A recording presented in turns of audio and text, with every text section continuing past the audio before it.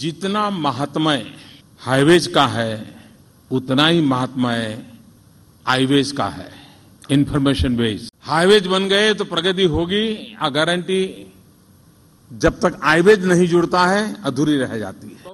Prime Minister Narendra Modi emphasizing on the importance of highways or information ways for rapid growth of the economy.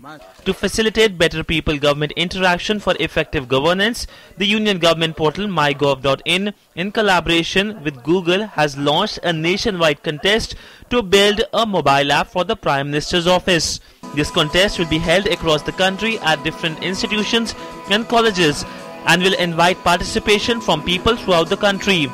The government has in past harnessed ideas from the citizens for policy decisions.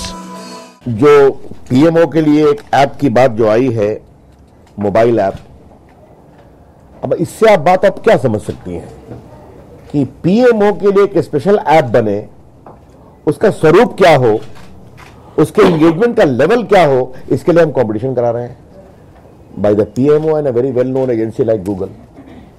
This shows the extraordinary commitment of our government to use social media for social good and public good. The application, which will be developed in a collaboration with Google, is likely to be out in 2 months.